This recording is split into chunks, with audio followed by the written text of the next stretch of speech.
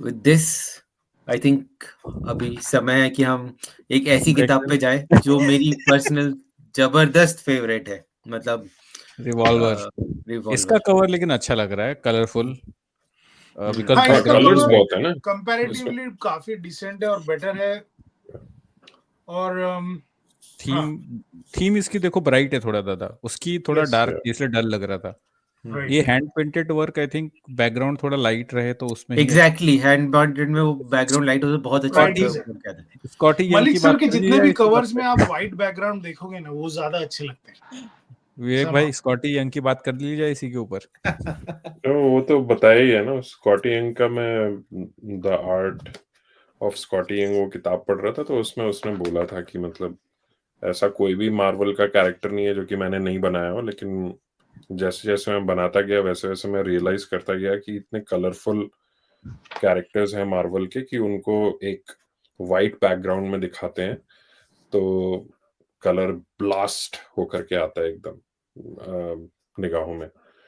तो वही कॉन्सेप्ट इनका भी था, प्रताप जी का भी था, जो कि उन्होंने उस समय मतलब स्कॉटी यंग से बहुत पहले उन्होंने ये डिस्कवर कर लिया था इस इस कला को कि एक वाइट बैकग्राउंड के ऊपर दिखाया जाए तो फिर that would be more impressive, colours would come out more nicely.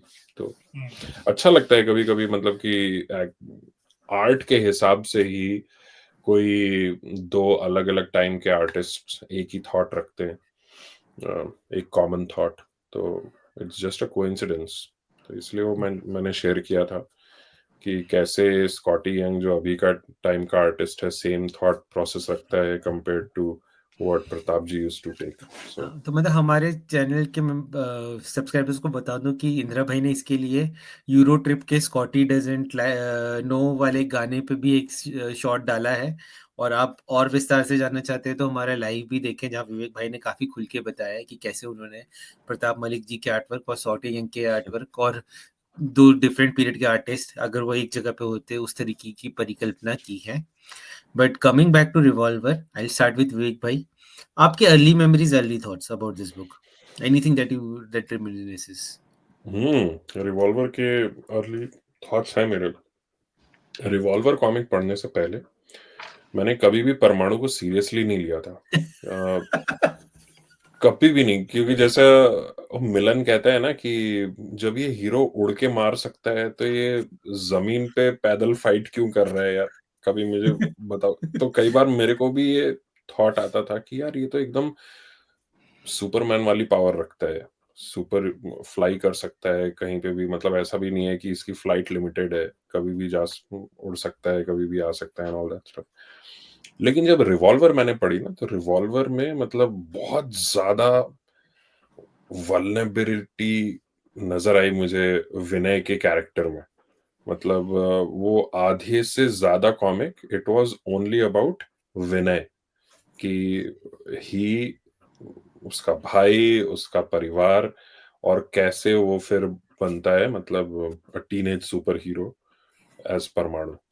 तो वो मुझे बहुत छू गई, मतलब उसमें मुझे डेप्थ नजर आई मतलब विनय के कैरेक्टर में, वरना तो ऐसे ही था कि मतलब पुलिस वाला है, वर्दी उतारा और परमाणु बन गया, ड्यूटी से गायब, चल रहा है जो चल रहा है, राइट। मैं ऑडियंस को यहाँ पे एक कमेंट बता देना चाहता कि विवेक भाई तहे दिल से नफरत करते हैं परमाणु की। वो उनके लिए वो कैसे स्मग ऑब्नॉक्शियस कैरेक्टर है कि वो नहीं अपने वो में मैं ही उड़ा नफरत, रहता है। क्या है ना कि मैं वो नफरत नहीं मतलब करता हूँ नफरत यार। इन द सेंस की वो जो एक इरिटेट करता है कि यार ये मेरा सुपर हीरो नहीं हो सकता, ये सारा खुद ही की हाँ दुनिया में मतलब वो मस्त किसी रहता का है। आइडियल सुपर हीरो तो नहीं हो सकता, क्योंकि उसमें ना वो शीना और शिप्रा, या कौन हाँ, थी यार। शिप्रा। हाँ। हाँ, एक है मैं फिर नाम भूल गया हूँ यार उस कॉमिक का, मैं आपको एक बार बोला था कि ये नाम याद रखना, कहीं कभी लाइफ में मैं बताऊंगा। उसमें वो ना वो कोशिश कर रहा है कि मैं उसको इम्प्रेस करूं उस लड़की को जा करके, और उसके बाद फिर वो इतना फुल ऑफ हिमसेल्फ हो जाता है ना कि अब ये परमाणु को लाइक करती है तो मुझे तो लाइक करेगी ही, क्योंकि मैं ही तो परमाणु हूँ विनय। ये सारी चीजें ये सोच रहा है और उस हिसाब से वो लड़की को अप्रोच करता है। तो खरोच। मतलब खरोच में तो वो खुद को स्केच करता है, खरोच नहीं है, एक दूसरी किताब है शायद। उसकी बहुत है, आई वो एम सॉरी, फालतू किताबें बहुत सारी है उस परमाणु की, हाँ, तो बट लेट्स उसके कम अंदर बैक है, टू मतलब उसका कैरेक्टर दिख रहा है उसमें कि मतलब कि he is actually full of himself कि तो मेरे को क्या लगता है कि मैं उसको नफरत नहीं करता, मतलब मैं ये बोलता हूँ कि वो किसी इरिटेट का है एक आप आइडियल, जैसा। हाँ, एक आइडियल सुपर हीरो जैसे होता है ना ध्रुव की, अच्छा ठीक है भाई, मैं बंदूक नहीं चलाऊंगा, किसी को मारूंगा नहीं, तो एक तरीके का वो एक बार सेट कर देता है आपके कि मेरा सुपर हीरो जो होना चाहिए वो ध्रुव जैसा होना चाहिए। लेकिन ये जो है ना परमाणु एक ऐसा सुपर हीरो है जो कि मतलब कि अगर किसी एक बच्चे को ये सुपर पावर्स मिल जाए तो वो कैसा बिहेव करेगा, उस टाइप का है ये। खैर, चाइल्ड। कि हाँ मैं ही हूँ, मैं एकदम स्टाइल में रहता हूँ, मैं एकदम मैं ही हूँ परमाणु। बढ़िया। हाँ, तो कमिंग बैक टू रिवॉल्वर, तो मेरा ये अर्ली मेमोरीज है कि अम, मतलब ये कैरेक्टर कैसे बना, कैसे सामने आया, तो एकदम फिल्मी स्टोरी है बिल्कुल, मतलब इसकी। सो अच्छा लगा मेरे को कैरेक्टर, और फिर मैं आर्ट वर्क पे आऊंगा, जो दादा ने बताया था ना कि 2 फ्रेम्स कंपेयर करवाया था इंस्पेक्टर विनय और परमाणु वाले। हाँ, वो यहाँ हाहाकार में। हाहाकार में, तो यहाँ पे रिवॉल्वर में बहुत इंटेलिजेंटली मनु जी ने कुछ फ्रेम्स बनाए हैं, जिसमें कि आपको ना ये फ्रेम बहुत कॉमन दिखेगा, जो विनय का जो साइड कैरेक्टर है, साइड प्रोफाइल इस तरीके का सेम कई जगह रिपीट करा हुआ है उन्होंने। हाँ। और इसकी खूबी क्या है कि आप समझ सकते हो कि इसी कैरेक्टर के बारे में आगे बातें चल रही हैं। जब तक उसका फेस सेम रहेगा और उसको सिचुएशंस में आप डालोगे, then without reading the panels itself you would know कि हाँ ये पैनल विनय के हिसाब से बोला जा रहा है। तो जैसे कि जो अभी मैंने फ्रेम आपको दिखाया था, वो दोनों फ्रेम यहाँ पे रिपीट करे हुए हैं सेम, ये क्लोजअप और थोड़ा सा ना मेरा, हाँ, दिख रहा है, समझ रहा है, आई थिंक वी कैन। है ना। तो बहुत ही इंटेलिजेंटली ये काम किया है इन्होंने मनु जी ने, बिकॉज ही नोज कि he may not be able to replicate from different camera angle, तो उन्होंने सेम पोस्चर्स रखे हैं विनय के उसमें। तो ये है, ये तो मेरे 2 आपका ऐसा कहना थॉट्स। है, किसी को सिक्वेंशियल आर्ट देखना है तो मनु जी का अर्ली वर्क्स जरूर देखें, right? And if you hmm. Can, मतलब at least as an artist, right, like who is trying to as an artist, अब मुझे ये नहीं पता कि रिवॉल्वर जब आई थी तब उन्होंने डोगा पे काम शुरू कर दिया था कि नहीं किया था, क्योंकि फिर मुझे लगता है इंस्पेक्टर चीता, मोनिका, अदरक चाचा, तीनों फ्रेम, तीनों के जो प्रोफाइल, चेहरे का प्रोफाइल आप देखोगे, हर एक एंगल से you would be able to know कि सेम ही है कैरेक्टर्स। क्या होता है कि कभी आप साइड प्रोफाइल बनाओगे, कभी फ्रंट प्रोफाइल बनाओगे, फिर कभी 3/4 क्वार्टर बनाओगे, तो कई बार ना वो फीचर्स, नाक, आंख डिस्प्रपोर्शनेट हो जाते हैं। लेकिन खासकर मोनिका, चीता और अदरक चाचा का जो फीचर्स है, हर एक प्रोफाइल में सेम रहता है। तो मुझे लगता है कि ये चीज उन्होंने ना, ये परमाणु के ड्रॉ करते वक्त उन्होंने ये रियलाइज किया होगा कि I have to come up with something so that सारे फ्रेम्स, सारे कैरेक्टर्स के एक जैसे ही रहें आगे चल करके। मुझे ये लगता है, I could be completely wrong, but ये उनके काम से मुझे नजर आता है कि because he, as I said, कि मनु जी ऐसे आर्टिस्ट है जो खुद को ही चैलेंज करते हैं। तो I was surprise to see in Revolver कि उन्होंने खुद को चैलेंज क्यों नहीं किया, मतलब क्यों नहीं विनय को डिफरेंट एंगल से दिखाया इन्होंने, एक ही एंगल से क्यों दिखा रहे हैं कई बार रिपीट करके। तो he might have realise this Doga के समय, तो उन्होंने ऐसा किया है बाकी और डोगा के कैरेक्टर्स के साथ। तो जिसको हम लोग कहते हैं कैरेक्टर मॉडलिंग या मॉडल शीट एनिमेशन की प्रोफाइल में, कि आप पहले एक मॉडल शीट बना लो एक कैरेक्टर का, ताकि कई बार आपको रिपीट करना हो तो आपको आसानी रहे, मतलब you are not caught off guard कि अरे इसमें मेरे को टॉप व्यू लेना है इसका, तो इसका नाक, फीचर, आईज कैसा आएगा, तो वो आप पहले से बना के रखोगे, देन इट्स इजी। तो मॉडल शीट उन्होंने शायद फिर बनाना शुरू किया होगा, हो सकता है, मुझे ऐसा लगता है। नहीं नहीं, आपने So, मस्त बात बताई है, तो but I will move to दादा टू नो कि उनका क्या कहना है ये। तो early memories of this particular book. हाँ, अर्ली मेमोरीज ऐसी है कि ऑफ कोर्स उस वक्त हम लोग ये कॉमिक्स पढ़ते नहीं थे सीक्वेंशियल ऑर्डर में, तो जब जो मिल गई पढ़ लिया इस तरह से। तो परमाणु की जो कॉमिक्स हैं आप देखोगे, उसकी शुरुआती जो कॉमिक्स चलती रह रही हैं उसमें कोई ओरिजिन स्टोरी नहीं है। 8-10 कॉमिक्स आ चुकी थी रिवॉल्वर से पहले और एडवेंचर्स चल रहे थे, और किसी में भी इतनी ज्यादा इंट्रिगिंग नहीं थी, क्योंकि ऑफ कोर्स उस कैरेक्टर में शायद थोड़ा बाकी जो आरसी कैरेक्टर्स थे उसके कंपैरिजन में इंटरेस्ट सभी को कम था, क्योंकि मुझे तो था, मुझे ऐसा लगता है। अभी एक डिफरेंस जो इस कैरेक्टर का था बाकियों से, वो है कि थोड़ा सा साइंटिफिक एंगल वाला इन लोगों ने हमेशा दिखाने की कोशिश की है कि ये परमाणु किरणें छोड़ता है, उड़ता है, बेल्ट है उसके पास, एक प्रोफेसर से बात कर रहा है। ये इस तरह की थोड़ी सी टेक गिज्मो टाइप का इन लोगों ने इफेक्ट बनाने की इस कैरेक्टर के साथ कोशिश की थी। तो बहुत परमाणु की 15 एक किताबें कुछ पढ़ने के बाद जब मैंने रिवॉल्वर पढ़ी थी विदाउट एनी क्रोनोलॉजी, तो इसमें शुरू में लिखा हुआ है कि परमाणु की जन्म की अद्भुत कहानी, ठीक है। और मैंने इसे पढ़ना शुरू किया और पढ़ के मुझे याद है उस समय भी मैं बहुत डिसअपॉइंट हुआ था। क्यों डिसअपॉइंट हुआ था मैं आपको बताता हूँ। ये कॉमिक्स है परमाणु की, बट लगता है डोगा की कॉमिक्स जैसे। इसमें भर भर के मेलोड्रामा है, और ये कहीं से भी ना परमाणु की अब तक की जो पढ़ी हुई कॉमिक्स है जो साइंटिफिक एंगल वाले, मुझे ऐसा लगा था कि परमाणु की अगर बैक स्टोरी होगी तो उसको थोड़ा तो भी टेक सेवी गाय या उस तरह का कुछ दिखाना चाहिए था। ये तिरंगा की ओरिजिन शायद बेटर फिट होती कि ये कुछ एक्सपेरिमेंट वगैरह करता है या कुछ साइंस का स्टूडेंट है कुछ है, लेकिन उसका कुछ लेना देना नहीं है ये सबसे। Everything he has is borrowed from somebody, और वो उतना ही मेलोड्रामेटिक है जितना डोगा वगैरह का कैरेक्टर है, ठीक है। मार दूंगा, खून कर दूंगा, ये इस तरह के डायलॉग्स वो बोलता रहता है थ्रू आउट दिस कॉमिक्स, जो कि उसके बाकी कॉमिक्स में उसके बिहेवियर के साथ बिल्कुल मेल नहीं खाती है। वहां पे वो बहुत ही कूल और बहुत ही इमोशनलेस सा है। अगर आप देखो इंस्पेक्टर विनय का कैरेक्टर किसी भी दूसरी कॉमिक्स में उठा के, बहुत ही अजीब सा कोल्ड, मतलब सिंपल पकाऊ कैरेक्टर है, और परमाणु भी उतना ही मतलब एज ए हीरो डल सा है, उसका कोई कैरेक्टर समझ नहीं आता है। लेकिन इसमें उसको भयंकर इमोशनल दिखाया है। ऑफ कोर्स माँ बाप मर जा रहे हैं, हिंदी फिल्मों जैसा कारनामे हो रहे हैं उसके साथ, और वो मतलब उस तरह का एक इफेक्ट क्रिएट किया। तो मुझे बहुत ही आउट ऑफ प्लेस लगी थी ये बुक, ठीक है।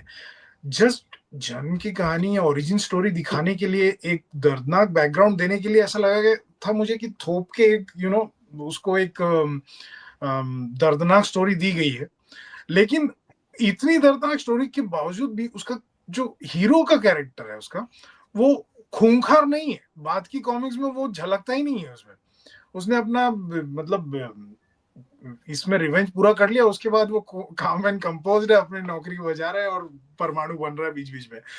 तो मुझे लगता है परमाणु का ओरिजिन शुरू से ही इसीलिए वीक रहा है, क्योंकि कोई वो जानते नहीं थे क्या करना है इसका, क्या करना है उन्हें पता नहीं था। उन्होंने एक मसालेदार कहानी लाके उसकी ओरिजिनल कहानी बना दी, लेकिन लगता नहीं वो उस मोमेंटम को कैरी कर पाए, क्योंकि इसके 2-3 बहुत बड़े कारण ये रहे थे।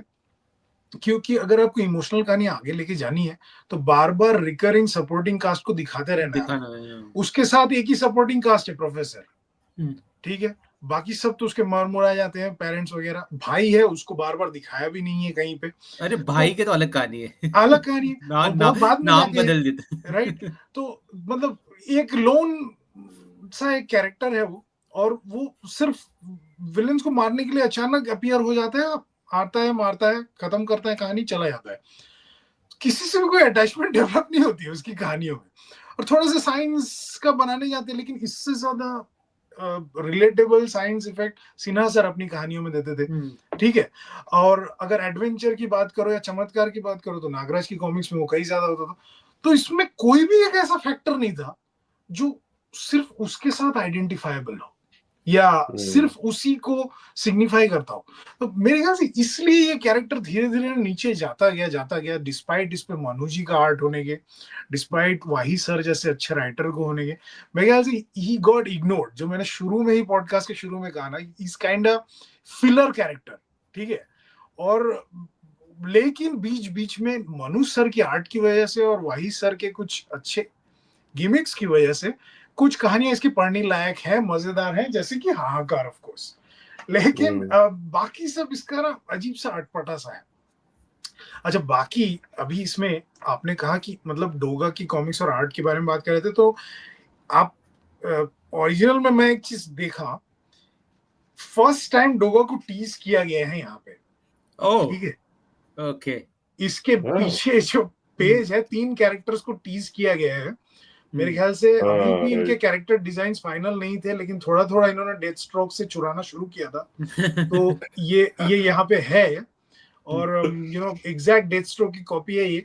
तो यहीं पे, लेकिन कंप्लीट कॉस्ट्यूम नहीं है, इसका कवच वगैरह नहीं है डोगा का इसमें, ऑफ कोर्स। तो यहाँ पे इन लोगों ने ये लाया था कि डोगा नाम है, इसमें डिटेक्टिव, कानून, ये सब सोच रहे थे वो कॉन्सेप्ट कि क्या लाया जाए, और नाम सोच लिया था पहली कॉमिक्स का। दूसरी मैंने एक चीज नोटिस की, इस विशेषांक से इन लोगों ने ये जो पेजेस हैं, जो मतलब सेट डिटेल्स पेज या बैक कवर के जो इनर पेजेस हैं, ये ब्लैक एंड व्हाइट की जगह कलर में प्रिंट करने इन लोगों ने फर्स्ट टाइम शुरू किया फ्रॉम रिवॉल्वर। तो किरगी का कपहर जो 10 नंबर की कॉमिक्स है उसमें भी ब्लैक एंड व्हाइट में है। सो आरसी धीरे धीरे थोड़ी हाईटेक हो रही थी, इफेक्ट्स आ रही थी, प्रोडक्शन क्वालिटी उनकी बढ़ रही थी। तो दैट्स डेफिनेटली मतलब एक चीज इसमें है। अब इसमें ये ऐड भी है, ओह माय गॉड, ये तो मतलब क्या कहे, जो आप सब जानते हैं किस लिए फेमस या इनफेमस है। ऑफ कोर्स मैं नाम भी नहीं लूंगा उस कैरेक्टर का जहां से आया है, बट कहीं बहुत सारी अजीब चीजें हैं, की बात तो नहीं कर रहे। नो, बट हम हंस रहे हैं, but it was very intriguing at that time, जब हमारे पास दूरदर्शन ही था, दूरदर्शन पे 1 घंटा देखने को मिलता था, ठीक है। उस बंदे के लिए ये चीज कितनी इंट्रिगिंग रही होगी, राइट। और बाय सम मिरेकल क्रोनोलॉजी गड़बड़ होने की वजह से मैंने रिवॉल्वर बहुत बाद में पढ़ी है, ठीक है। ये है डोगा के बाद पढ़ी है मैंने, ये है डोगा पढ़ चुका हूँ, डोगा की कई कॉमिक्स पढ़ी। अब ये है डोगा में जो विवेक भाई जो बता रहे थे ना, ये विनय का बचपन का ये जो चेहरा है, ये बहुत मिलता जुलता है सूरज के बचपन के चेहरे से।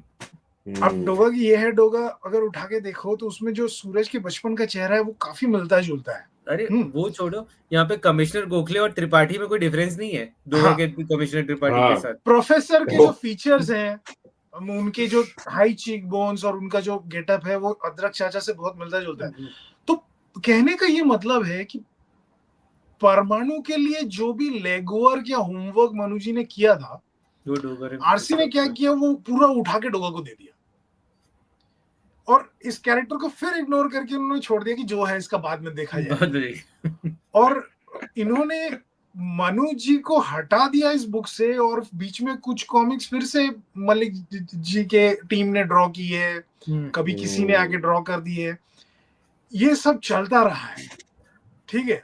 तो समहाउ आरसी समझ गई थी कि इसका रिस्पॉन्स जो भी है, या इस कैरेक्टर का जो भी इफेक्ट है लोगों में, वो उतना चल नहीं रहे, तो अपने बेस्ट प्लेयर्स को वो लोग थोड़ा सा मूव करके चलो डोगा को ही अच्छे से लेके जाते हैं, उस दिशा में चले गए थे। ऑफ कोर्स इसकी कहानी आपने कहा विवेक भाई ने, बहुत ज्यादा मेलोड्रामा तो है, हाँ, भर भर के मेलोड्रामा है, लेकिन इसमें एक जगह पे जो वो कॉस्ट्यूम देता है ना, वो जगह सही में सिनेमैटिकली बहुत बढ़िया है। कि वो लोग एक कमरे में चले जाते हैं, वहां उसको देता है, उसको बोलता है कि इसकी बेल्ट में ताकत है, ये जल्दी से पहन लो, तुम में ताकत आ जाएगी। और फिर वो जो बुफालो या क्या तो भी नाम है उसका, दीवार तोड़ के घुसता है अंदर। तो वो सीन बहुत ही सिनेमैटिक है, मजेदार है। और आप अंदर से बोल रहे होते कि अबे तूने कॉस्ट्यूम पहना कि नहीं पहना, बुफालो आ गया है। वो फीलिंग आती है कि जल्दी पहन, सो वाही sir was successful in creating the melodrama effect 100%। उन्होंने अच्छा बनाया था, well tried। लेकिन ये कॉमिक्स अभी पढ़ो तो उतना मजा नहीं देती जितना हाहाकार अभी भी पढ़ के आपको हंसी आएगी, मजा आएगा। ये बात है इसमें, ये अभी बहुत ही आउट ऑफ प्लेस लगती है, और ज्यादा आउट ऑफ प्लेस लगती है उस समय से भी ज्यादा। तो दैट इज वन थिंग. इसमें भी कुछ बहुत अच्छे पेजेस मुझे आज पढ़ते हुए मैंने नोटिस किए. जैसे एक स्प्लैश पेज ये वाला बनाया है, लेकिन ये हाँ, लेकिन ये क्या है ना कि फिर ये उतना ज्यादा इफेक्ट नहीं क्रिएट करता है जैसे वो बाजार वाला पेज जो है, जो हमने हाहाकार में बात करी. द बेस्ट पेज जो मुझे इस पूरे कॉमिक्स में लगा है वो oh my God, this was very amazing. ये full page of action scene जो है ना, विदाउट फ्रेम्स, ये पहली बार देखा था मैंने उस समय. क्योंकि ये बहुत ज्यादा कॉमन नहीं होता था, फ्रेम्स के बाहर ड्राइंग हमें शायद ही देखने मिलती थी. और इसी में है वो चीज कि कोई फ्रेम की बाउंडेशन नहीं है और एक फाइट चल रही हो, मार रहा है सबको. तो दिस वाज वेरी गुड. तो ऐसी कुछ चीजें हैं इस कॉमिक्स में जो मुझे अच्छी लगती हैं, लेकिन खामियां ही ज्यादा लगती है मुझे इस कॉमिक्स में somehow. So that is the thing. Yeah, but let me share my thoughts. मुझे ऐसा लगता है कि ये जो किताब है, मतलब मैंने तब ना परमाणु की शायद ब्लैकआउट या कुछ पढ़ी थी, ठीक है, और उसके बाद मैंने सीधा रिवॉल्वर पढ़ी थी. मतलब I will be probably in 4th 5th class. और उस समय ऐसे कंबल में लेट के आप पढ़ रहे हो, टीवी भी कुछ रहता नहीं था, ठीक है, आप जमीन में बैठ के पढ़ रहे हो. और मेरे को बहुत ही मतलब विविड मेमोरीज है, मुझे बहुत पसंद है ये बुक. मतलब I love it more than हाहाकार. स्पेसिफिकली द होल जो उसका एंग्विश होता है नीलिमा की डेथ का, ठीक है. अभी आपको बहुत हंसी आती है, बट वो 3 फ्रेम है. एक गोली लगती है, एक में उसका खून निकलता है, तीसरे में मरी पड़ी है.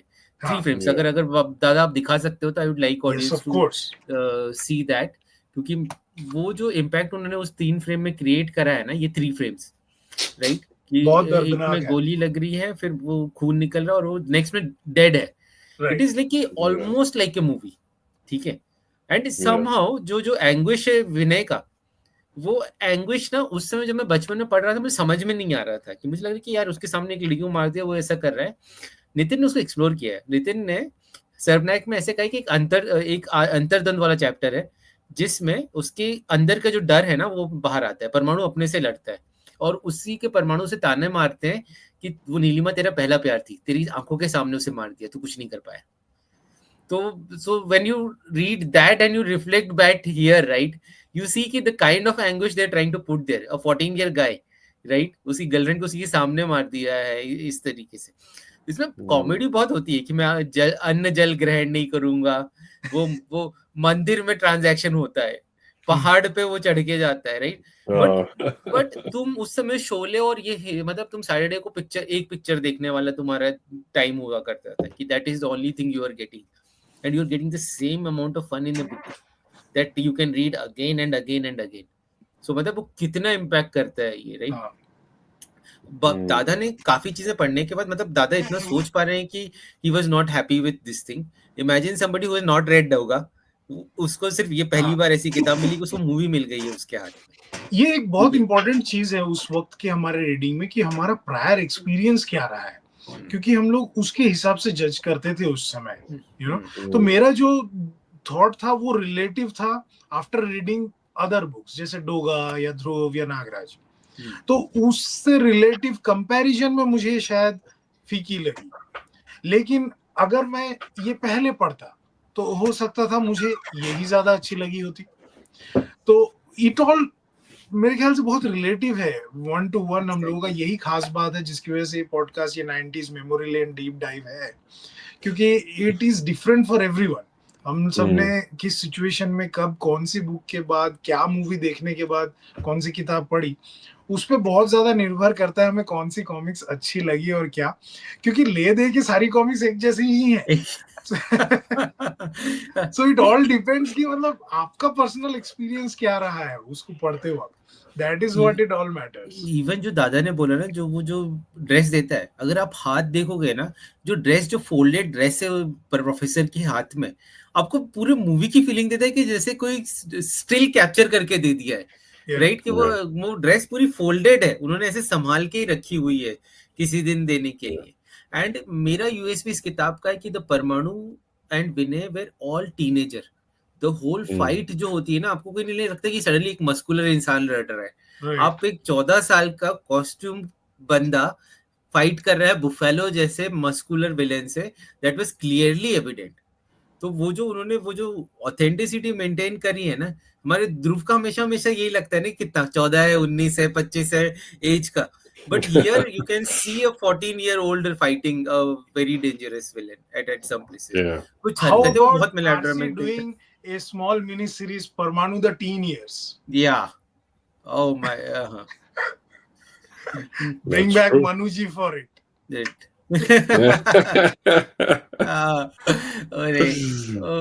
अरे वो जो मुझे लगता है कि अनुपमा जो वर्ड आज बहुत फेमस है, एक पूरा टीवी सीरीज है उस नाम से, राइट?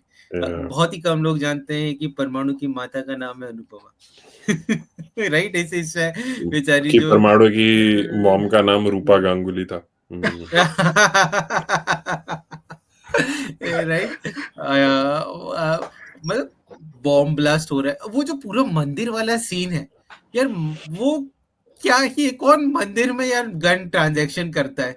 वो रिवॉल्वर की पूरी जो कहानी है, सबसे मजेदार नाम है परमाणु के डैड का, शांता कुमार। शांता कुमार बने हल्दी चाचा। ऐसा नहीं, जॉ लाइन वगैरह। Yes, you are absolutely right. नहीं, आई थिंक इवन मुझे लगता है कि but I think at some places is haldi, at some places is खुरदुरा। Yes. खुरदुरा, right? कि कुछ मनु जी भी फेसेस रिपीट करते थे यार अपने कैरेक्टर, मतलब इन्होंने उनके भी तरकश में गिने चुने शायद 15-20 चेहरे रहे होंगे यार, उनको नया कैरेक्टर दे दिया तो ही वुड बी लाइक, क्या संजय जी एक और फेस, अब मैं क्या, चलो इसी में दाढ़ी एक और कहां से बनाऊं। नहीं, बट जैसे हम कंप्लेन करते हैं कि धीरज जी की फीमेल्स की फेसेस उतने सही नहीं बनते थे, मुझे लगता था कि मनु सर की भी फीमेल के फेसेस बहुत बाद में बहुत सही होने लगे। अगर आप शुरुआत के उसमें देखोगे ना, तो हिट एंड मिसेस होते थे कि आपको वो कंसिस्टेंसी नहीं दिखेगी जो आपको मेल फेसेस में पूरी दिखती थी, जो मतलब एंग्विश और वो सब वो दिखा पाते थे, बट वो कंसिस्टेंसी नहीं हो पाती थी ये फेसेस को लेकर। कंसिस्टेंसी, ये चैलेंज ना, मैं भी जब एनिमेशन करता हूँ मुझे बहुत प्रॉब्लम होती है कि एक फ्रेम में तो मैंने एंट्री में तो दिखा दिया क्योंकि एक ही साइड से लेना था मेरे को, एक ही प्रोफाइल रखना था, फिर साला उसको कंसिस्टेंस रखने के लिए ना मेरे को बहुत चैलेंज होता है। तो इसीलिए मैं देखता हूँ कि ये लोग आर्टिस्ट लोग कैसे कंसिस्टेंसी रखते थे कॉमिक्स में, क्योंकि कॉमिक्स से बेस्ट आपको रेफरेंस कहीं और मिलेगा नहीं अगर आपको एनिमेशन बनाना है तो। और इसीलिए आता है कैरेक्टर मॉडल शीट, जो आजकल के यहाँ पे वेस्टर्न कॉमिक आर्टिस्ट जो है ना, जैसे कई बार वो लोग रिबूट करते हैं, बैटमैन को ही अगर रिबूट करना पड़ा तो पीछे पूरा उसका कैरेक्टर स्केच रहेगा और उस पर डिस्क्रिप्शन रहेंगे कि उसका बैटमैन का केप यहाँ से निकलेगा, जो कि पुराने कॉमिक में नहीं था। उसकी बेल्ट का शेप वेवी रहेगा एक बैट की तरह, जो कि पुराने कॉमिक्स में एकदम लीनियर रहता था, है ना। तो एक मॉडल शीट ये लोग बनाते हैं जो कि एनिमेशन में बहुत ज्यादा इम्पोर्टेंट है। सो सॉरी इंटरप्ट कर दिया मैंने। No, it was a very good point, right? और मुझे जैसे कि ये जो जितना मेलोड्रामिक ये पूरा ड्रामेटिक ये पूरी जो कहानी रही, मुझे ऐसे लगा ना कि उन्होंने पिछले 10 कहानियों को लात मार दी कि कॉमिक्स, परमाणु की पुरानी कॉमिक्स से कुछ लेना देना नहीं है, उनको भूल जाओ, राइट? पूरा भूल जाओ, right? We will write an origin जो कि मतलब अपने में ही एक इंडिपेंडेंट, मतलब तुम बस यही याद रखो परमाणु के लिए। But the funny part is they threw this also away and they again went back to that, right? क्योंकि इसमें जो है कि उसका भाई को वो कर रहा है, उसका भाई पता है जो ओरिजिन परमाणु की 4-5 किताबें है उसमें वो करप्ट पुलिसमैन रहता है, वो जाकर आग और उसमें वो जाकर ब्राइब लेता है, परमाणु खुद अपने हाथों से अपने भाई को मार देता है। और जब आप ये किताब पढ़ते हो उसमें उसकी माँ के लिए प्रॉमिस है कि उसको अपने भाई का ध्यान रखना है। तो मतलब पूरा जो डोगा, चीता, कुंदन, पूरी फीलिंग ना विनय में डाल दी है। तो ये आप सिर्फ आर्टवर्क ही नहीं, स्टोरी भी पूरी यही है। डोगा में 10 कॉमिकों में डिवाइडेड है, छोटी छोटी चीजें। तो it's not Manu sir, it's Tarun Kumari sir भी, कि वो अपने ना मतलब I think he is just waiting his beak while doing Parmanu, and then he came to Doga and they took the best pieces out of it. And give us a thing that कि हम बस वहीं पे रह गए, Parmanu was just always a pilot project. Right. एक Right? चीज मैंने इस ये वाला फ्रेम दिखाना चाहूंगा आप लोगों को, ये जो यहाँ पे ये वाला फ्रेम, हाँ ये बफेलो को, ओह हाँ, हाँ, उसको इसमें पकड़ लिया। ये आज मैं देख रहा था जब ये दोबारा रीरीड के वक्त मैंने देखा कि इट मनु सर के आर्ट में देखो एक मतलब मैजिक को कैसे क्रिएट करते।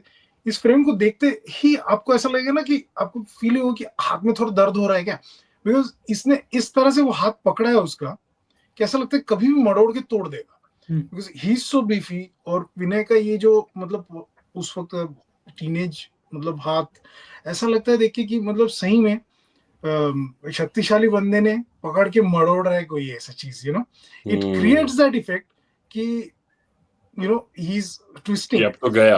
हाँ, तो मतलब कैमरा एंगल्स और ये चीज कॉन्स्टेंटली बीच बीच में एक हाथ फ्रेम ऐसे बना रहे थे मनु सर उस वक्त, which made him such a legendary artist later on.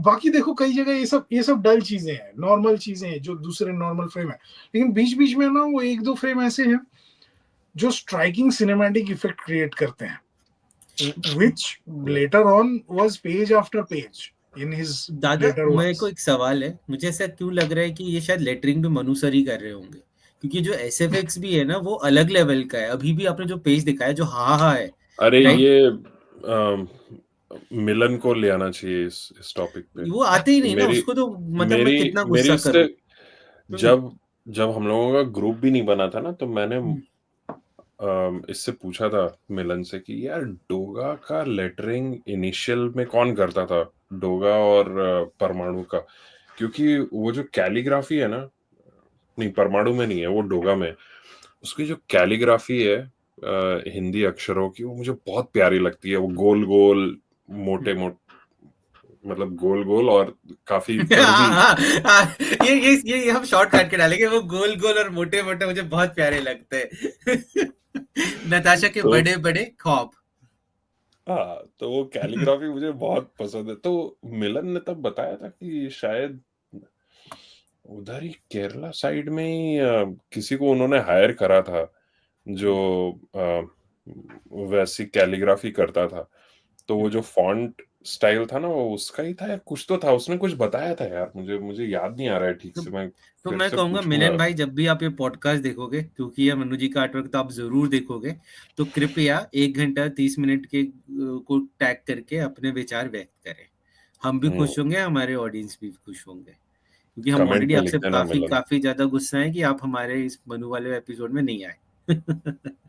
इसमें भाई इंस्पेक्टर विनय के पापा भी बहुत बैडएस हैं, क्योंकि मैंने कभी सोचा नहीं था कि पुलिस वाला बॉम्ब फेंक वो देगा।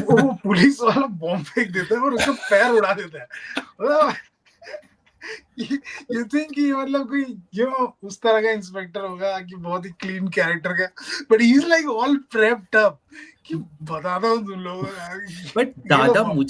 मुझे लगता है ना कि किसी ने परमाणु पढ़ी है और वो सडनली रिवॉल्वर पढ़ेगा ना, तो वो बहुत ज्यादा गुस्सा होगा, क्योंकि ये अकेली कॉमिक्स है जिसमें परमाणु का पूरा परिवार है। और विवेक भाई ने शुरुआत में कहा ना कि otherwise Parmanu is a very lonely boring character, हाँ, absolutely no depth for so many years, क्योंकि सपोर्टिंग कैरेक्टर नहीं है। है ही नहीं। राइट, सपोर्टिंग हमें कैरेक्टर। हमें बहुत पसंद कहाँ आया था, जो वो वाला आर्क है जो अब मरेगा परमाणु का। वो क्यों? क्योंकि विलेन की बैक स्टोरी चल रही है। आज भी रोमा मैं के लिए थोड़ी सी धड़कनें बढ़ती हैं विवेक भाई की, रिचा और नताशा जो बचा लेते हैं, ठीक है, क्योंकि वो यार, उस तरीके की कहानी लिखी गई है। अरे वो अब मरेगा परमाणु सीरीज मैंने अभी हाल फिलहाल में लास्ट ईयर ही मैं अपने ऑफिस के कैफेटेरिया में ही पड़ा है। मैं कॉफी के साथ एक कोना है, मैंने पकड़ के रखा हुआ है, क्योंकि पीछे दीवार है, कोई देखने वाला नहीं है। मस्त कॉमिक पढ़ता हूँ मैं। कभी कभी जब कुछ कॉमिक्स ऐसी होती हैं कि यार इसके बाद हुआ क्या, तो अब मरेगा परमाणु इज वन ऑफ दोज। और मुझे लगता है ना कि ये राज कॉमिक्स वालों ने ट्राई करा होगा कि यार अब तो गिव अप मारते हैं यार, परमाणु पे इस साले को मार देते हैं। तो 2 बार इन्होंने मारने का ट्राई करा है इसको, ठीक है। हाँ। एक अब मरेगा परमाणु सीरीज जो है ना, उसमें सिनिस्टर 6 वाला हिसाब किताब दिखाया है, जैसे सारे के सारे विलन एक साथ आ जाते हैं और उसको मारने की कोशिश करते हैं। और उसके बाद वो भी है, एक और सीरीज आई है इसकी, अब मरेगा परमाणु नहीं, जिसमें उसको बिल्डिंग से फेंक, आतिशबाज है क्या, आतिशबाज या कोई वो हो दूसरी सकता है, एक, वो जो शीना वाला जो पूरा आप आर्क शायद बोल रहे हो, हाँ जिसमें हाँ, वो वो आतिशबाज नहीं पूरा, है, वो बम बम सीरीज है शायद। हाँ, वही बम आतिशबाज, वो तीनों तीनों वन आफ्टर अनदर है। राइट, तो वहीं से तो ह- सपोर्टिंग दो बार कैरेक्टर्स तो, वापस आने शुरू हर होते हैं घर ना। बारूद, बम और आतिशबाज, ये तीनों का राइट, ट्रायलॉजी तो है। 2 बार तो इन्होंने ट्राई करा है कि यार एक बार मार के देखते हैं इसको, ऑडियंस कैसा रिएक्ट करती है करके मार्केट में, और फिर तीसरी बार तो इन्होंने मार ही दिया मार आखिरी ही दिया। सीरीज में। नितिन ने बोला कि भाई जो तुमने ट्राई करा था, खत्म कर, तुमने हाँ, आधा अधूरा ट्राई करा था, let me come and show you how it is done, right. या और उसको एक्चुअली या उसने मतलब यूनिवर्स लेवल का हीरो बना के मारा है। मारा है, मतलब मतलब ऐसा जो नहीं है एंडिंग दी कि है ना, मतलब इट हाँ, it is a shocking ending आखिरी सीरीज में, जो वो मरता है, मतलब लास्ट के पेज में आपको लगेगा, और लास्ट के पेज में मतलब वो कुछ है भी नहीं, उसमें कंफर्म कर दिया गया है कि या whatever you saw was like he is gone now. तो वो अच्छा है, मतलब वो सीरीज भी बहुत अच्छी है। मतलब और मतलब वही है कि आप सोचो 25-30 साल पहले रिवॉल्वर में पूरी ऐसा मेलोड्रामा दे दो परमाणु को, और उसके बाद आप उसकी भद पीटो कि कुछ भी कहानियां लिखो, road roller, double will power याद है, will power, double will power, क्या मतलब जो एक्चुअली परमाणु का जबरा फैन होगा ना, तो उसके तो कलेजे पे सांप लौट रहे होंगे, एक के एक बाद एक कॉमिक्स अगर आ रही होगी, राइट। और इनके पास तो वो एक प्लॉट आर्मर था कि यार हमें तो साइंस आता नहीं था, तो हमने साइंस वाला हीरो कंटिन्यू नहीं करा। बट साले तुमने कभी कंटिन्यू वो, लिखा ही नहीं था कि उसे साइंस का हीरो बनाओ। देखो नहीं वही वही तो प्रॉब्लम है ना, मैं कह रहा हूँ कि साइंस का वही हीरो बताया उसको दादा बनाते ने। बनाते ये लोग मेलोड्रामा में चले जाते थे, मेलोड्रामा से फिर साइंस में चले जाते थे, साइंस से फिर इन लोगों ने बम वाली जो सीरीज है जहाँ पे मनु सर फिर वापस आए यस। परमाणु में, और फिर बनाते ही गए 20 कॉमिक्स कंटिन्यूअस, उसमें इन लोगों ने फिर धीरे धीरे सपोर्टिंग कैरेक्टर्स क्रिएट करने शुरू किए। यू नो, प्रलयंका का जो कैरेक्टर है नॉन प्रलयंका मोड में वो लेके आए, फिर शीना ये ममता। वो लेके उन्होंने एक हम्म, वर्ल्ड बनाया उसके इर्द गिर्द, ताकि उसकी एक सपोर्टिंग कहानी चले। फिर खरोच में दिखाया कि परमाणु जो इतना बोरिंग कैरेक्टर है, मतलब इंस्पेक्टर विनय, वो मॉडलिंग का शौक रखता है, ही इज ए हाँ मॉडल, वही। एक पापा इंस्पेक्टर के तो मॉडल फेवरेट है। किताब है ये इट वो। वाज सो वियर्ड, लेकिन दे पुल्ड इट ऑफ। तो ये धीरे धीरे वो या प्लॉट ट्विस्ट जो है ना, 2 पेज 3 पेज कहानी के बीच में लाते गए, और एक वर्ल्ड अराउंड परमाणु इन लोगों ने बिल्ड किया बहुत बाद में जाके, and somehow post 2000 they again messed it up, it was तो all gone and but it मैं बोल रहा हूँ ना बिकेम कि all a pile of crap. हाँ, क्योंकि अगर परमाणु की 100 किताबें होंगी ना, तो 5 या 7 होंगी कि जो याद रखने लायक हो, मतलब है एट 10 एवरी तो फेज। होंगी मेरे ख्याल हाँ, से, मतलब 10 आराम से मिल जाएंगी 10, आपको। मतलब हाँ, मैं सोच रहा हूँ कि शुरुआत के मनु जी को छोड़ दो, ठीक है, उसके बाद की भी जितनी है, there is a book on called Parmanu Returns, जिसमें उसकी थॉट प्रोसेस में उसकी शादी हो चुकी, बच्चा हो चुका है, and then he is struggling कि भाई मतलब villains are like threatening his family, और वो लूज करता है। एंड व्हेन ही मतलब ऑलमोस्ट लाइक जो इनजस्टिस वाला सुपरमैन की फीलिंग है, राइट, जब लुइस लेन और the unborn kid is dead, वो वाले फियर के साथ परमाणु पूरा लड़ रहा है। So they have tried bits and pieces, right? But साला 100 में से who is going to like sift through it and find a needle in a haystack? वो वाली पूरी कहानी हो चुकी है एक चीज मैं परमाणु। यहाँ पे सिन्हा सर को क्रेडिट देना चाहूंगा कि परमाणु को एज ए टेक और साइंस बेस्ड सुपर हीरो जो कॉस्ट्यूम से पावर लेता है, खुद शक्ति नहीं है कुछ इन ऑल दैट, सुरमा। और परमाणु एटॉमिक पावर से वो मतलब लेता है शक्ति, ये सारा चीज एक्सप्लोर किया सिन्हा सर ने बहुत बाद में जाके, जब उन्होंने सूरमा लिखी, सुरमा। और उसके वो प्रोबोट वगैरह का प्रोफेसर का कैरेक्टर, मतलब उन्होंने एक कॉमिक्स में और कुछ एक जगहों में इतना ज्यादा एक्सप्लोर कर दिया इस कैरेक्टर को कि ये कैरेक्टर ने इस तरह का होना चाहिए, इसका साइंटिफिक बैकग्राउंड थोड़ा होना चाहिए। बट तो तो फिर वो लिटरली ले लिया ना, एटम टू परमाणु, तो या एटम के पावर्स परमाणु में डाल राइट, दिए, राइट, तो तो कोई सो उसकी देन बैक स्टोरी कहीं है ही नहीं है ही कि नहीं। कैसे वो पावर उसमें है या एक्चुअली क्या। तो मतलब थैंक्स टू सिन्हा सर कि उन्होंने एटलीस्ट वो पार्ट थोड़ा तो एक्सप्लोर किया, जितना भी उन्होंने चांस मिला परमाणु लिखने का, कम ही मिला लेकिन जो भी मिला। मैं इवन एक और चीज में आऊंगा about Revolver, coming back to the topic, the use of roller skates. पहली चीज, जब विनय जाता है, जब उसके माँ को मार देते हैं, कार के पीछे रोलर स्केट्स कार पे के जाता है। पीछे किसी को टाइम कहाँ मिलता है कि रोलर स्केट ढूंढे, पहने और मैं कार के पीछे रोलर स्केट्स में जाऊं। The second thing is the whole जो क्या किलर, क्या नाम रहता है वो उसका, जो फाइट वो आती है, किलर स्क्वाड, या क्या नाम रहता है वो उसका, राइट? वो वो पूरे रोलर स्केट्स में रहते हैं। ये रोलर तो स्केट्स वाला जो सीन है ना, ये किसी मूवी से कॉपीड है, मुझे ये नाम याद उससे नहीं आ वो मैंने प्यार किया मूवी है ना, सलमान खान वाला, रहा। तो वो उसमें है जो वो मनीष बैल वो लेकर के जा रहा होता है वो उसको, हीरोइन को, बट तो यही बात है उसमें ना विवेक भाई की, वो ये जो है उसकी वो गाड़ी पकड़ लेता है पीछे बम्पर और वो खुद भी स्लाइड करके जाता है, शायद तो उसका उसका आप लिया उस हुआ है। पीरियड को महसूस कर सकते हो उस किताब में, हाँ, ठीक है? आप आज नहीं महसूस कर सकते उस आज नहीं कर पीरियड को, सकते, जो या जो ऑफ कोर्स जब वो उस टाइम सड़कों कल्ट में था लोग वो। रोलर स्केट्स में जो फैड चल रहा या था, राइट? या ओ, या और या मनोज सर ने जो कूल ड्रॉ नहीं, करा है आज ना आज भी आप कर सकते हो। नितिन गडकरी ने सड़कें तो अच्छी बना दी है मुझे लगता है। अब पॉलिटिकल मत लेके जाओ, हमारे पॉलिटिकल, चैनल हाँ उस ठीक चीज है के लिए ठीक नहीं है। है, right? But the way the use of roller skates was done through out the book, right? For या both as a protagonist and as well as an antagonist was amazing, ठीक है? बट कैसा हुआ ना कि बुक ना buffalo के बाद ना गई, उसके बाद कुछ है नहीं, वो होनोलुलु और ये वो, बस आप पढ़ रहे हो कि किताब हाँ, मतलब 64 पेज की बाद में करनी फिर है। पूरा स्ट्रेच है मतलब वो जो कमिश्नर वाला जो सीन है ना, जो रेलवे ट्रैक के ऊपर हो रहा है, ओह, वो सीन होनोलुलु को काट करके वो लगा दिया जाए ना, तो भी हाँ, आपकी किताब जरूरत खत्म हो जाएगी।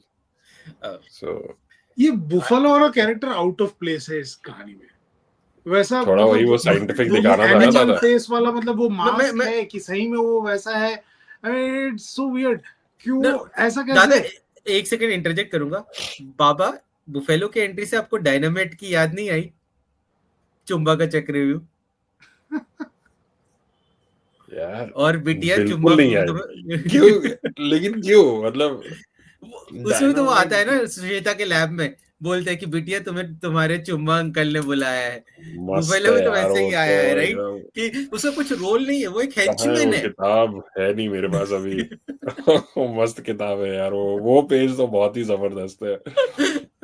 कि बिटिया तुम्हें तुम्हारे चुम्मा अंकल ने बुलाया है, चुम्मा वो अंकल ने बोला। Dialogue. But buffalo, but I think वो कैरेक्टर का डिफरेंस दिखता है ना, जो टाइटल में जो बुफेलो है और जो कॉमिक्स में जो बुफेलो, कलर और वो पूरा टेक्सचर चेंज हो जाता है, राइट दादा?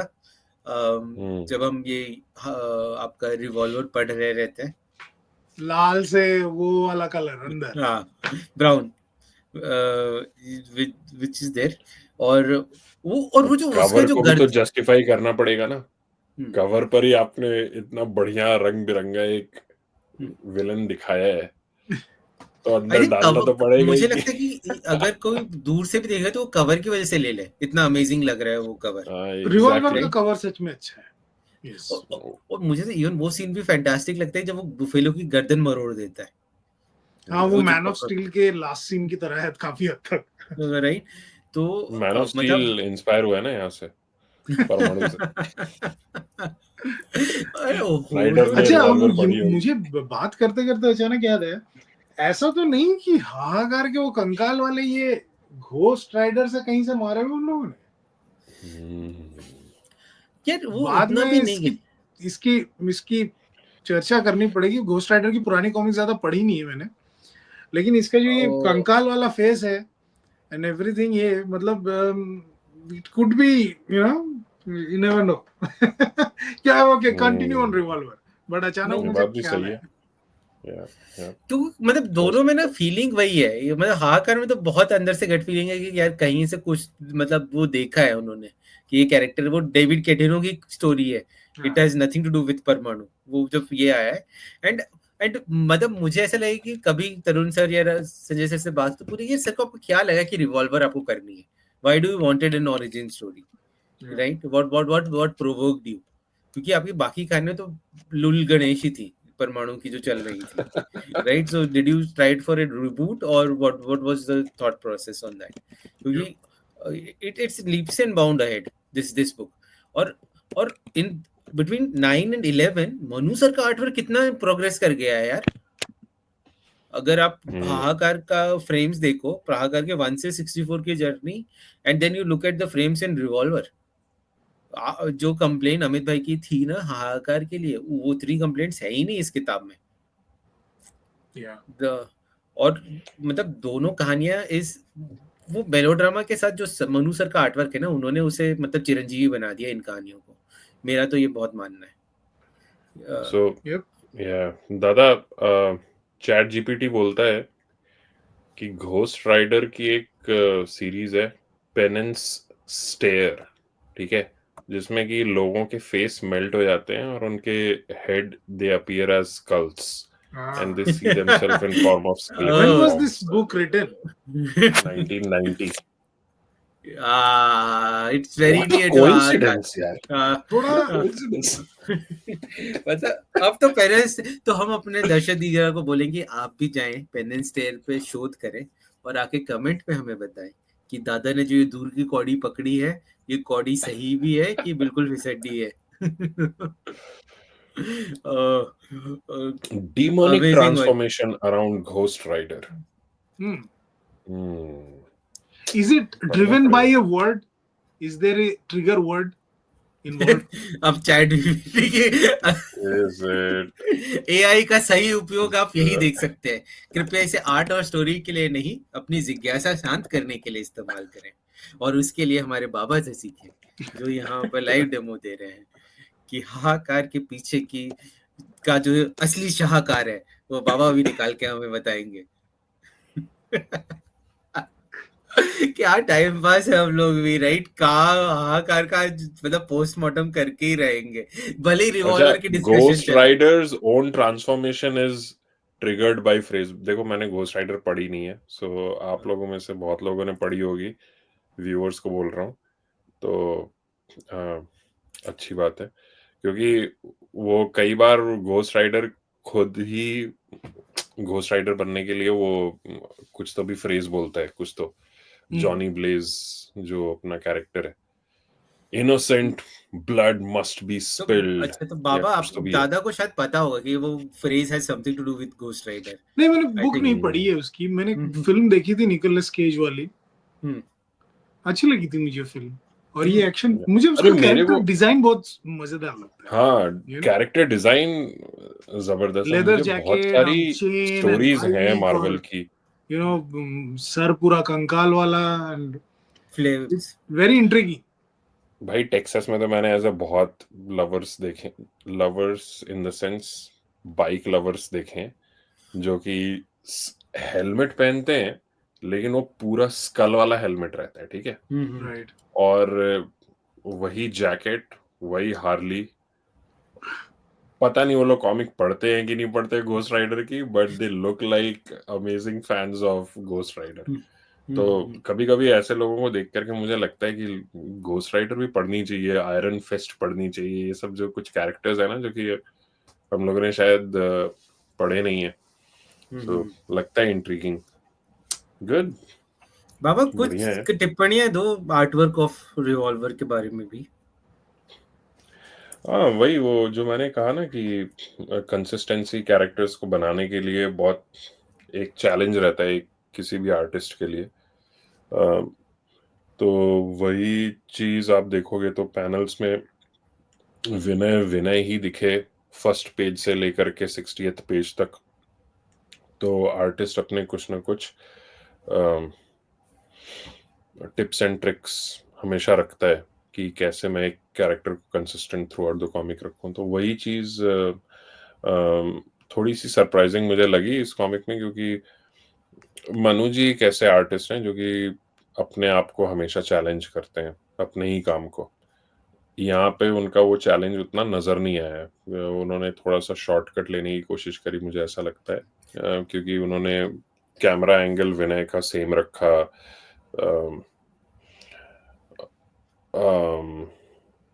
तो यही रहा था। बाकी तो ओवरऑल तो मुझे बहुत ही मजेदार पैनल्स लगे। मतलब मुझे ऐसा लगता है ना जैसे कि Manu ji was always trying to be a story board artist, but he somehow landed in comic industry. तो और कैसे कॉमिक बुक का कोई भी इंस्टीट्यूशन ना होते हुए भी he is such a marvellous comic book artist, ये मुझे अभी तक नहीं समझ में आया। या तो वो कहीं से, क्योंकि तब तो इंटरनेट भी नहीं था कि आप गेट कॉमिक इन्फो या रीड कॉमिक ऑनलाइन पर जाकर के आप देख लो कि वेस्ट में क्या काम चल रहा है। So he might have got some comic books from west. पीछे रूमर आया था ना, लाइब्रेरी हुआ करती थी, किताबें दे दी जाती थी, कहानी प्लॉट वहां से उठाए हो जाते सकता थे। है, मतलब राज कॉमिक्स करता हो अपने आर्टिस्ट लोग को रेफरेंस देने के लिए, क्योंकि इनके काम में और जॉन बर्न के काम में बहुत ज्यादा सिमिलैरिटीज मेरे को नजर आती हैं जो अर्ली फ्रेम ऑफ वर्क से दादा He को। definitely is a John Byrne follower, 100%. या तो वो दिखता है मेरे को कि मतलब इतनी सिमिलैरिटी लगती है ना। कभी कभी मैं जॉन बर्न, अभी मैं एक एपिक कलेक्शन पढ़ रहा था जिसके अंदर जॉन बर्न ने स्पाइडरमैन बनाया। मुझे पता ही नहीं था इससे पहले कि जॉन बर्न ने कभी स्पाइडरमैन किया भी है। इतना प्यारा काम है उनका, और वो देख करके ही लगता है कि जैसे कि मनु जी वहीं से मतलब प्रेरणा लेते होंगे। तो एज एन मतलब इनकी किताब पढ़ने के बाद 2-3 चीजें तो मुझे साफ नजर आती हैं कि सीक्वेंशियल आर्टिस्ट की नॉलेज उनको थी, सीक्वेंशियल आर्ट की नॉलेज मनु जी को थी। दूसरा ये कि he always used to challenge himself, और तीसरा वो मुझे ऐसा लगता है कि very good story board artist he could have been. अगर वो यहाँ पे यूएस में रहते हैं ना, मतलब इंडियाना जोन्स और ये सारी फिल्में जब शूट हो रही थी, तो मतलब स्पील्सबर्ग और इतने बड़े बड़े डायरेक्टर्स के पास एक स्टैक रहता है पूरा खाली स्टोरी बोर्ड्स का।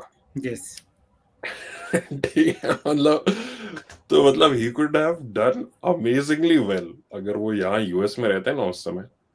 तो ऐसा लगता है मुझे। But I think but we gain amazing artist, right, जिनकी वजह से हम आज भी इतने समय बाद भी बैठ के बात कर रहे हैं, राइट। यस, ये हम लोगों के लिए ब्लेसिंग है कि इतने अच्छे आर्टिस्ट लोग का काम है हमारे पास, हिंदी लिटरेचर में हमारे पास काम है।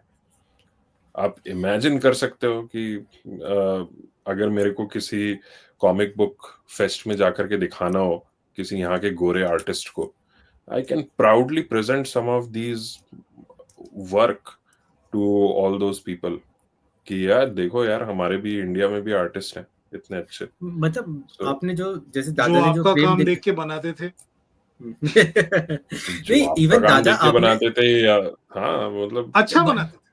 अच्छा बनाते बाबा थे। बाबा या दादा जिसने वो स्प्लैश पेज दिखाया था जहाँ पे बाउंड्रीज नहीं थी, वो देख के ना मुझे रिसेंटली जो ट्रेजरी एडिशंस मैंने पढ़ी थी, राइट, वो वंडर वुमन वाली, या फिर आपकी जो बैटमैन और सुपरमैन और मोहम्मद अली वाली, तो उसमें एक पूरा ऐसे ही रहता था कि उन लोग जो फाइटिंग मतलब प्रैक्टिस जो कर रहे हैं Muhammad Ali, right, there are no frames but all this action is happening, right.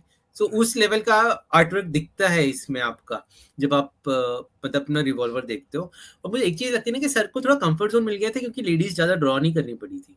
शुरुआत में थोड़ा सा नीलिमा को कर दिया, 2 फ्रेम अनुपमा का, बाकी पूरा मेल डोमिनेटेड स्टोरी है absolutely to the and.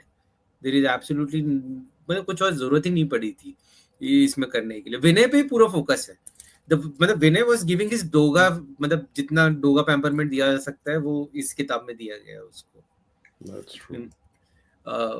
And मतलब वो एंड जो मेलोड्रामेटिक हुआ है ना, पहाड़ चढ़ के फिर उसके बाद वो उसको गोली भी लगती है। कहाँ पे लगती है पता है गोली? वो घंटा पकड़ा रहता है जो वो पीठ पे उसको गोली लगती है, वो फिर घंटी पकड़ लेता है, वो घंटी पकड़ लेता है।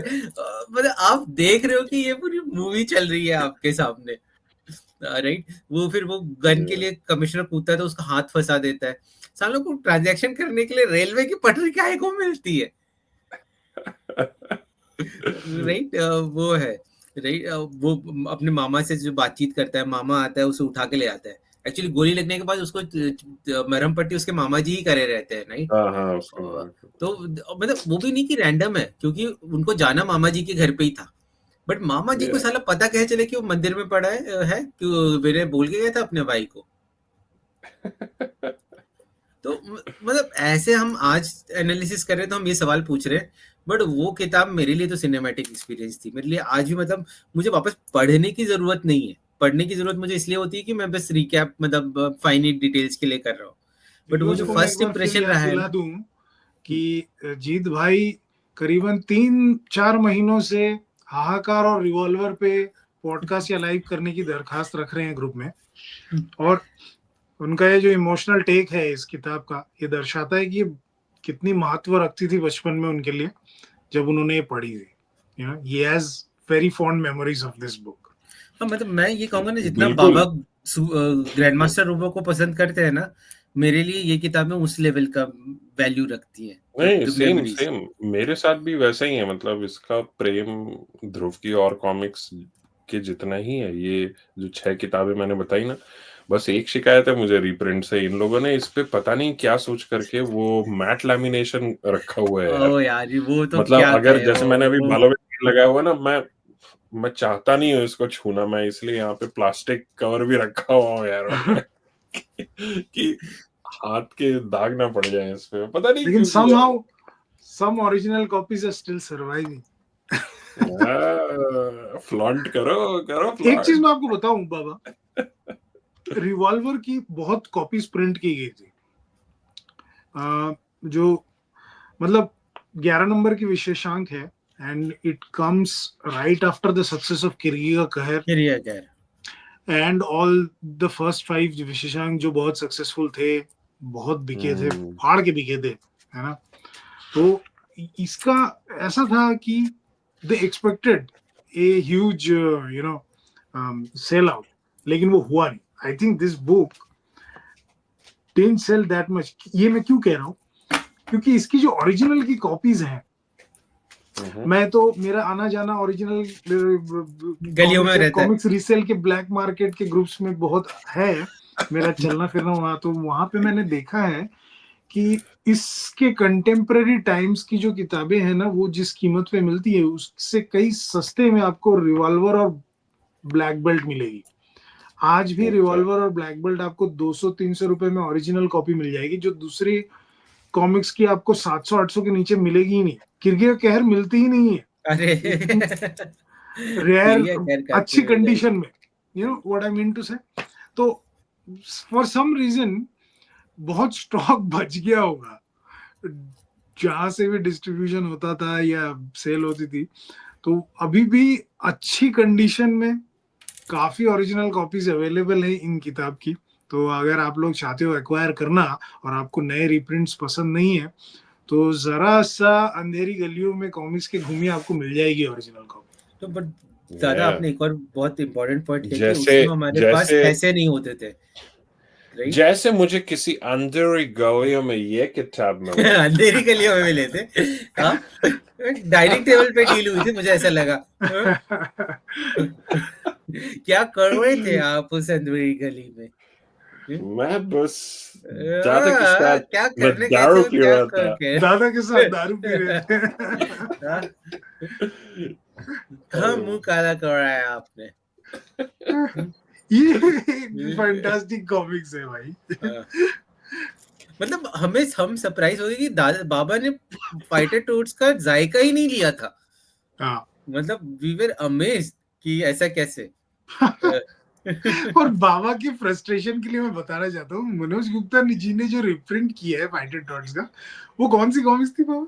चैंपियन। वो चैंपियन में कंप्यूटर के मुंह के ऊपर कवर पेज पे लोगो राज मारे कॉमिक्स बाई मनोज गुप्ता ले कंप्यूटर के मुंह के ऊपर।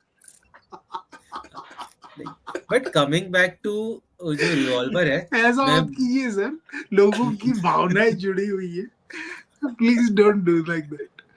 आप कहीं और लगाइए आपका लोगो।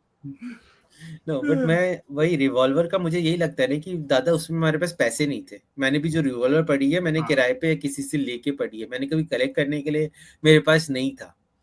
आई that 6 or 8 or whatever, right? 14-15 rupees was very expensive यार उस 15 रुपए 1991 1992 में किसके पास होते थे भाई? अरे यार वो नहीं 15 रुपए। बड़ी बात थी भाई। बहुत बड़ी बात। या 1000-2000 में घर का महीने का खर्चा चलता था, तुम 15 रुपए मांगने की तुम्हारी औकात है, राइट? सोच सकते हो। तो क्या क्या ही कह रहे हो। या आई थिंक मस्ती मस्ती में 2 घंटे हो गए। आई think this is a good point good कि टाइम जहाँ टू पे हम बंद कर सके। It was very nice journey down the memory lane. Amit भाई ने एटलीस्ट हाहाकार हमारे साथ एंजॉय किया। रिवॉल्वर हमें वो खुद नहीं पता नहीं करता। था ये 2 किताब के बारे में हम 2 घंटे बकवास कर सकते हैं, लेकिन एग्जैक्टली। हमने की। हमने और 2 पिक ही इसीलिए करी थी कि 1 घंटा तक शायद हम खींच ले दोनों हाँ, किताबों को लेकर, तो right? Yes, and Milan has an action item. हाँ, मिलन को तो तड़पना चाहिए कि वो अगर वो मनु जी की किताब में नहीं आ रहा है ना, और उसका कॉल भी नहीं लेना आप में से कोई। लेट हिम, बिल्कुल। मतलब उसको तड़पने दो, उसको कमेंट करने दो यहाँ पर आकर। और आज Nobody हम should give him that release. 26 नवंबर हो गया है, तो यहाँ पे हमारे नॉर्थ अमेरिका से सबको हम विश करना चाहेंगे हैप्पी थैंक्सगिविंग थैंक्सगिविंग चैनल की तरफ से।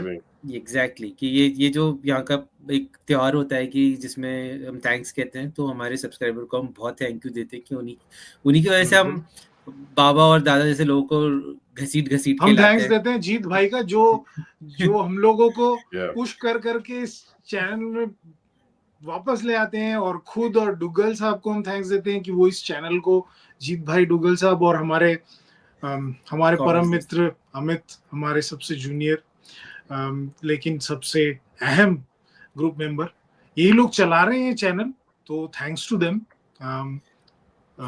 आई विल ऑल्सो थैंक इंदिरा भाई, जो कि एक्चुअली ऑफिस में बहुत ज्यादा बिजी है, अमेजिंगली बिजी है। नहीं तो वो बेचारे आ जाते हैं, वो ऑफिस से भी उनको घसीट लाते हैं कि पॉडकास्ट करने के लिए। बट मतलब हम भी मैं इवन अपने सब्सक्राइबर को कहूंगा कि उन्होंने हमें कहा कि दे रियली वांटेड बाबा दादा, राइट? कि जब 3-4 लोग बात करते हैं तो so then it becomes a very nice talk. यहाँ पे हमने कितने पर्सपेक्टिव, हर एक इंसान एक नई पर्सपेक्टिव लेके आता है।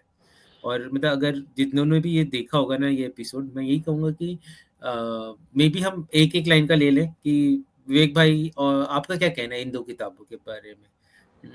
People should take it must have collection. अगर आप परमाणु पढ़ते हैं तो आप डिसअपॉइंट नहीं होंगे, मतलब overall. So this is a good read. दादा आपका क्या कहना है? मैं यही कहना चाहूंगा कि आपने अगर 90s में कॉमिक्स पढ़ी है और अब आपके पास कॉमिक्स का कलेक्शन खो गया है और आप पूरा कलेक्ट नहीं करना चाहते हो, लेकिन मान लो आप 25-30 या मैक्सिमम 50 कॉमिक्स रखना चाहते हो to sometimes on a weekend, just quickly browse through देखने के लिए, तो उनमें ये 2 जरूर होने चाहिए। अगर आप परमाणु की 2 किताब रखोगे, 3 किताब रखोगे भी, तो उनमें ये 2 रख सकते हो। They are iconic to that time, तो जरूर रख सकते हो। स्पेशली हमारे जमाने के लोग, 90s वाले बच्चे जो उस वक्त कॉमिक्स पढ़ते थे, राज कॉमिक्स पढ़ते थे, तो उनकी यादें ताजा करने के लिए इन 2 कॉमिक्स से बेहतर और क्या हो सकता है।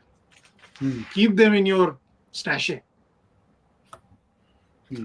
मैं भी एग्जैक्टली मतलब इस पूरे पॉडकास्ट में कहा गया कि मैं महीनों से लगा पड़ा हूँ लोगों के पीछे, तो मेरा तो पूरा फुल्ली बायस्ड ही है इन 2 किताबों के लिए कि मैं इन लोगों को 2-2 घंटे, मतलब दादा और बाबा का तो अगला दिन शुरू हो चुका है पॉडकास्ट के रिकॉर्डिंग के बीच में, राइट?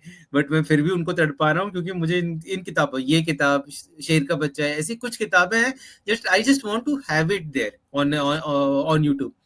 मे बी हम अभी ना देखें, 5 साल बाद, 10 साल बाद कभी we will revisit and we will enjoy on some of these books, right? कि इनके बारे में हमें बात करने का मौका मिला, और आप जैसे जो हमारे सब्सक्राइबर है उन लोग भी अपने विचार व्यक्त करते, तो पढ़ के बहुत मजा आता है कि कुछ चीजें जो हमने डिस्कस नहीं करी, लोगों ने वो भी नोटिस करा है, राइट? कि हम 3 लोग अगर बोल रहे हैं, तो अगर हमारे जितने बाकी सब्सक्राइबर भी कमेंट करें तो हमें बहुत मजा आता है। तो आप कृपया कमेंट करें। अमित भाई नहीं है जो आपसे तहे दिल से जुड़ के अच्छी तरीके से अपील कर सकते हैं, बट मेरा यही कहना है कि अगर आप यहाँ तक देखें या कहीं तक भी देखें, आपको जो भी याद आता है मेंशन करिए, क्योंकि वो जब हम देखते हैं तो हमें लगता है कि यार वी आर नॉट द, मतलब हम ही अकेले बेवकूफ इंसान नहीं है जो अपना समय व्यर्थ कर रहे हैं इन यादों के साथ, हमारे जैसे और भी बेवकूफ है, नो? सो प्लीज, राइट, भाई सब्सक्राइब, लाइक, वो जो भी फॉर्मेलिटीज हैं वो तो करें ही, बट मेन चीज़ है कमेंट करके हमें ज़रूर बताएं कि आपकी इन किताबों के साथ क्या यादें हैं, एंड मे बी हम इसी उन्हीं चीज़ों से हमें फील मिले और हम बाबा और दादा इन सबको पुश करके और लोगों के साथ ऐसी और पब्लिकेशंस और किताबों के बारे में जिक्र करें। Thank you so much. और एक एपिसोड करना है हमें ब्लैक कैट के ऊपर, मैं अभी थोड़ा पढ़ रहा हूँ। और तो मैं तो कहूंगा कि जो बाबा के दादा, हमारे फैंस हैं आ जाना। उनको तो मस्ट वॉच रहेगा वो एपिसोड, क्योंकि ठीक है। आप पहली बार बाबा अनलीश देखोगे कि when you Yeah. talk about pussy, that is the time when Baba comes.